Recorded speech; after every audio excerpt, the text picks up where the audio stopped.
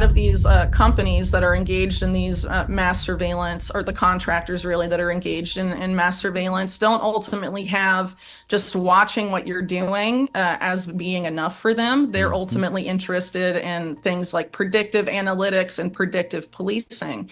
So based on your behavior now and your behavior in the past, they want to use artificial intelligence to determine what you may do in the future. And in the case of predictive policing, that would be, well, we've determined that you may commit a crime in the future. And so we're going to, send you to a court-ordered physician, or, issue house arrest to stop crime before it happens, essentially. Is where a lot of these companies, well, yeah, and unfortunately it is that, and there's a lot of companies that have made massive inroads in that type of technology, even though it's been hugely discredited. There's several companies. I think the most notorious at this point was called Predpol. They've since rebranded, but they were less accurate than a coin toss, and people were being deprived of their liberty because of an algorithm that was hugely inaccurate. And ultimately, if you look in the UK, for example, some of these algorithms for facial recognition have been rolled out, even though they've been shown over there too to be hugely inaccurate. And there's no interest in changing vendors, even when this inaccuracy is demonstrated. So to me, that says that their goal is to have us induce obedience by the fact that you're being watched all the time, and anything you may do could be used against you, even if you're not doing anything wrong now. An algorithm could determine that certain, errant behaviors warrant you being added to a list of some type. And actually, Larry Ellison of Oracle, who is one of the main funders of Tony Blair's institute, that's one of the biggest pushers for digital ID in the UK, said this at an Oracle shareholder meeting, that, we're recording and surveilling everything, and citizens will be on their best behavior. The reality is, your personal information is out there, exposed and vulnerable. It's on you to protect yourself. That's why we trust and personally use Aura, today's sponsor. Aura does all the heavy lifting to keep you safe online. They take action against these data brokers and companies who are selling your personal information. Going after them directly, you don't have to lift a finger. Aura handles it. But that's not all. Here's where it gets even more serious. Aura doesn't just stop there. They continuously monitor the dark web for any trace of your personal data. If they find your information floating around in places it shouldn't be, Aura will alert you immediately. They'll let you know fast if anyone is trying to use that data to access your credit accounts or even drain bank accounts. And if the worst happens to you, Aura has you covered. They offer up to $5 million in identity theft insurance to help you recover if someone gets a hold of your information and tries to do real damage. Don't wait until it's too late.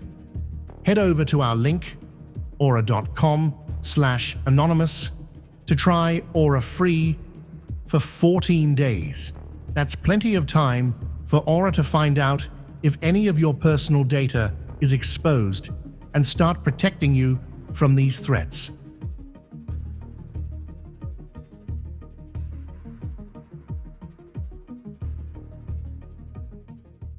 A lot of them are, I would argue, overtly and also covertly globalist. You have people, in that network you just mentioned, serving, for example, on the steering committee of the Bilderberg Group, which is, a well-known closed-door meeting, globalist conflab. And unfortunately, I think some of them anyway, have been able to characterize their policies as libertarian, for example, even though some of those same oligarchs are on record saying that the free market is for losers. If you want to get rich, build a monopoly. And build monopolies, they have, unfortunately. But I think, again, this is what I was saying earlier about the World Economic Forum. There's an effort to sell this, since they couldn't sell it from the left. The goal now is to try and sell it somehow from the right. and to try and frame it under metrics and dialectics that'll be more appealing to the group that was most against these policies just a few years ago. And unfortunately, with AI and all of that, it could happen if people aren't vigilant. Just a few years ago, someone like Elon Musk was a major promoter of things like carbon markets. And pricing carbon, for example, and that was actually why he had a falling out with Trump in Trump's first administration, was because Trump pulled out of the Paris agreements, and Elon Musk was like, well, I can't have that. So have these oligarchs really changed, or have they instead tried to make themselves more appealing because they've noticed the change in public opinion and want to try and get us to continue to buy into their solutions that they have a lot of money to spend convincing us are actually good and rebranding them. And again, this is why I say it's important to focus on the policies specifically. How do we, well, wait, before I get there, let me go back to digital ID. Tie this into a digital currency. Because this is the highway system for that, isn't it? Sure, yeah.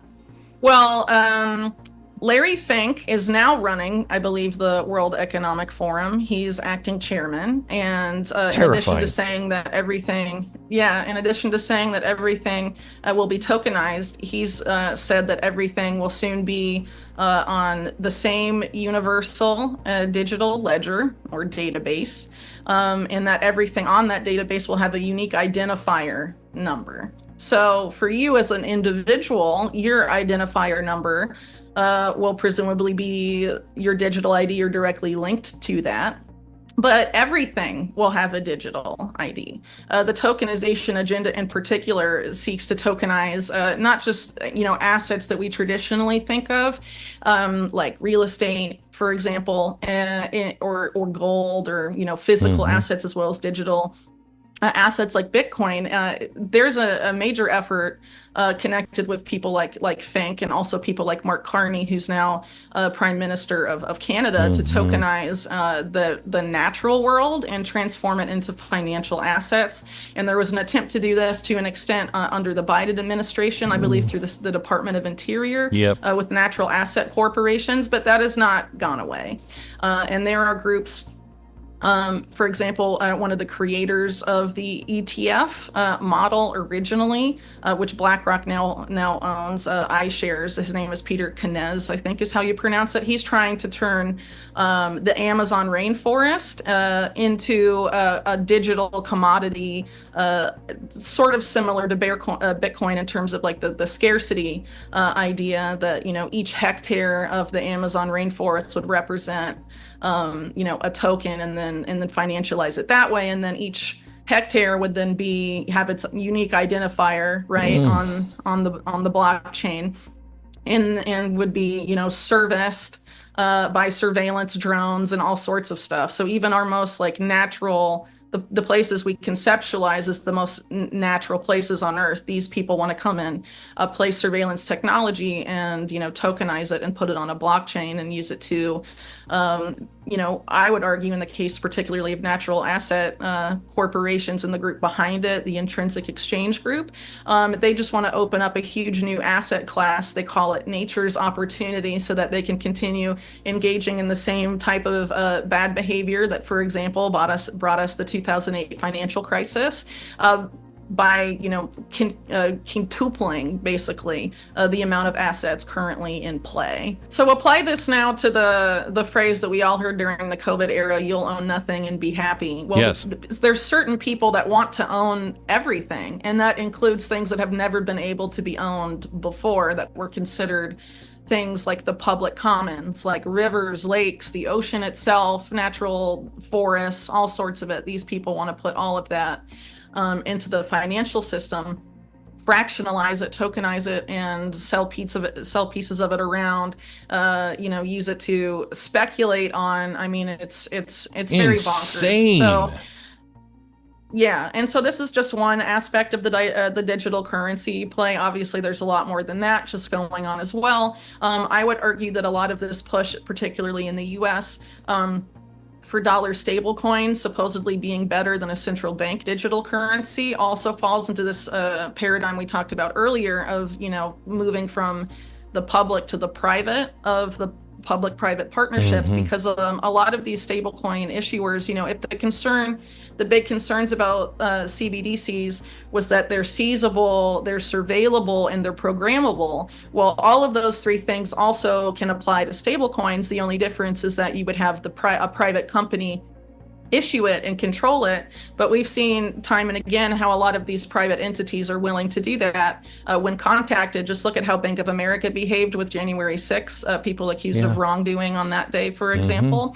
They have no qualms in doing that and engaging in those type of activities. And the biggest dollar stablecoin issuer, Tether, which just hired Beau Hines from the White House, they have openly said that they are a close partner of the U.S. government for dollar hegemony globally, and have uploaded the FBI, the Secret Service, and other aspects of the U.S. government onto its platform directly, and have seized tethers, from people just because, the government told them to. And this was during the Biden administration. So they obviously are willing to do that under any administration. And it's essentially functioning as a de facto public-private partnership, even though we're being told it's much better than a CBDC, but in terms of its impacts on civil liberties, that's not necessarily true. So again, vigilance is important here. When Bill Barr was Attorney General under Trump, he implemented a program called DEEP, which essentially created this framework for the DOJ to begin pre-crime prosecutions. And this whole idea that you can prosecute people or arrest them for social media posts. And that's happened a few times in the US since then, but also more recently in the UK, you have that same policy being rolled out there as well, where people are being handed down 20-month prison sentences for social media posts and things like that. And that's very problematic. And around that same time that Bill Barr did that, after the El Paso Walmart shooting, Trump called on social media platforms to profile their users and try and pick out potential shooters before they could act. So sort of calling on tech giants to develop some sort of pre-crime functionality. And even though that didn't end up happening, that's very problematic. Maybe you could argue that Trump did it because it was a crisis and that was his response, but that's not good, and that's very bad for freedom, and it's very Orwellian. And this is policy that is also, being promoted by aspects of the Democrats in the United States, and also, like as I mentioned, Labor in Britain with Keir Starmer is sending people to prison for social media posts. And there's actually this broader effort that involves U.S. intelligence agencies and the FBI and the Secret Service, Britain, and Israeli intelligence as well. It's housed at the World Economic Forum. It's called the Partnership Against Cybercrime. And they're attempting to label speech as a form of cybercrime. So if you publish alleged misinformation online, you could be considered a cyber criminal under some of the policy papers that they have published in the past, which I think is very concerning. And they're arguing that digital ID should be a requisite for internet access also, because that way everything you read and consume online and everything you post online would be tied to your government issued digital ID. So that's really creating a framework for unprecedented surveillance of our online lives and online activity. And then when you add the whole push into pre-crime that has been going on for a very long time and both parties have advanced, then it doesn't really matter if you have done something wrong or not. If the algorithm determines that you may commit a crime in the future because of what you've posted or said or how you've reacted online, that leads us into a very, very, very dark and problematic place. And there really isn't a lot of understanding or consensus about these issues, but a lot of it comes down to, again, us being so trusting with thinking that the data that we put out online isn't going to be used against us or isn't going to be misused by some of these entities who access it. And that includes, government contractors like Palantir, for example, which gets a lot of contracts regardless of who's in office. And they have profiled people on behalf of the CIA, regular Americans, based on their online activity for decades now. And there's really not a lot of discussion about it. And I think, people should be aware of this stuff and aware of what the government's doing. Look for things that we can do to opt out of these systems as much as possible. And I think the cornerstone of those is the effort to create an all-encompassing digital ID that will determine what you can and can't access in your life. I would argue, and I wrote reports at the time during COVID-19, and others did as well, that sort of the vaccine passport was a trial run for this digital ID vision that's being implemented essentially globally and going to be rolled out over the next 2 years or so at the global level. And the idea of having a lot of the surveillance sucked up on you being linked to the digital ID, having it determine, having your medical records in there, having your telecom in there, your social media account, really all of your aspect of life in this centralized digital ID is very problematic, especially if we saw during COVID, if you didn't get the vaccine, for example, you weren't allowed into places that restricted your freedom of movement. Digital ID has the ability to restrict not just your freedom of movement, but really your access to everything, including information based on the blueprints that are out there by the public-private partnerships and associations that are developing it, like ID 2020, for example. And then there's the whole idea of linking this intimately with a digital wallet that, again, would have some sort of programmable, surveillable, and seizable currency where, which, again, as I said earlier, has major implications for financial freedom and financial privacy. I think we need to focus a lot on those in particular because a lot of consciousness was generated about those policy agendas during the COVID era and the risks of them. And, unfortunately, we're in a situation now globally where you have people both on the left and the right marketing these policy agendas under very different metrics that they think their base will be most receptive to. So in the case of Donald Trump, for example, he's calling for a biometric entry-exit system as a way to tackle illegal immigration. A campaign lawyer of his went on a podcast a few months ago saying that biometric facial recognition would be a way to stomp out the voter ID or the voter fraud issue and institute voter ID. And you can support voter ID, but why can't we just have physical driver's license or the type of IDs people have always had? Why does it have to be a biometric facial recognition thing? And unfortunately, Trump's vice presidential candidate, J.D. Vance, is very intimately connected to a man named Peter Thiel, who funds a lot of companies that are, for example, building the virtual border wall or building facial recognition systems that are being sent to law enforcement. Some of which brag about, having it been used to send people that were at the Capitol on January 6, 2021 to prison, among other things. And it's very likely that these type of policies would also be implemented. Kamala wins, for example, too, but going to be sold under different metrics as well to her base. But a lot of the same backers behind her, like Reid Hoffman, for example, envision the same type of policy coming to fruition. And I think we should focus on stopping those policy agendas in particular. And it's important to keep in mind, too, as far as programmable, surveillable, seizable money goes, as I said earlier, it's not just CBDCs. This can also be, that same regime can be implemented with stable coins. And I think if we focus on these policy agendas, which are central to this larger agenda, and say we don't want these things, and we plan with our friends and family who are like-minded how we're going to opt out of those systems, I think that could be really powerful and affect real change. I think at this point, a lot of it has to do with Silicon Valley and our dependence on products of certain Silicon Valley behemoths. So a lot of the biggest companies in Silicon Valley also double as military and intelligence contractors and give our data quite freely to them when they should not. And again, if we become so dependent on a suite of products, all of which, if all of those companies have these same ties, for example, maybe we can use some Google and some Microsoft products, whatever, but if they're all intelligence military contractors at the end of the day and we can't live our lives without them, then we can be manipulated to do things to maintain access to those products in ways that might be very damaging to human freedom, among other things. So I think it's important to look for open source or different alternatives and look for companies or operating systems or whatever that don't have those types of relationships with the military and intelligence communities. I think people should also consider spending less time online and maybe a little more time offline, remembering what it's like to hang out with real people and build community in the real world, because I think specifically in the COVID era, when a lot of us were forced to be online a lot more than before, because of lockdowns and other things, it may have been a little easier to have forgotten what that's like at the end of the day. But I think if you can be as self-sufficient as possible, of course, from the tech perspective, that's hard because not everyone can develop their own software. But there are things you can use that If you're upset about Google censorship or something like that on YouTube, but you're continuing to use Google products all the time, you're not really providing an incentive for the company to change, and you're freely giving your data up to it, and it's a contractor with these aspects of the US military and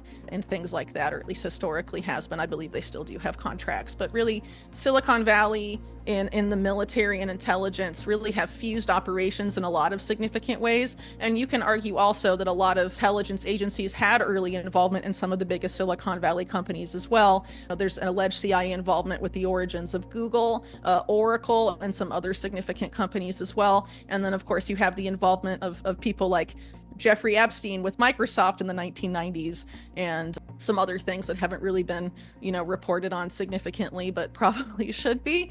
So I think, that's one way we could opt out and not be so dependent on particular companies that have those ties. But I think also there's a lot of other ways to be resilient, learning a skill that other people don't have that might be useful in a time of crisis, building a store of knowledge, because if internet censorship gets worse, you have offline knowledge that will be useful to you in a time of crisis stored on hard drives when you can't access the internet.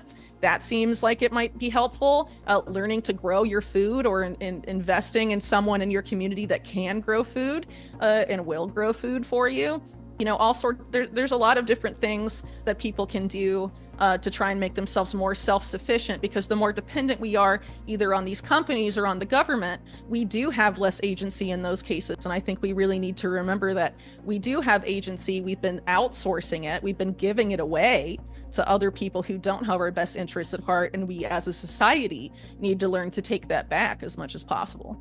Well, it's interesting because really a lot of South American governments have been unstable at times, but a lot of that has, you could arguably trace back to really perhaps US government involvement historically in the continent. Latin America and Central America were subjected to a ton of coups sponsored by US intelligence. And there's a lot of US intelligence and US government manipulation of national governments down here that have tended to cause problems that sometimes seethe and then explode a decade later or something.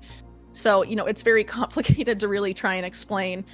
Some more governments are more stable than others, perhaps. I live in Chile, which is traditionally viewed as one of the more stable governments in South America, but was also subjected to a very totalitarian dictatorship that was backed by US intelligence, for a very long time. And, a lot of complications have also come downwind of that. And there's also political division here, just like there is in the United States. And I think, regardless of who is president of Chile, it's really about, at least at this point, balancing either is the US going to dominate their administration or is China? If you enjoyed today's video on Anonymous Official, leave a like and subscribe if you haven't done so already. Thanks for watching and sticking with us.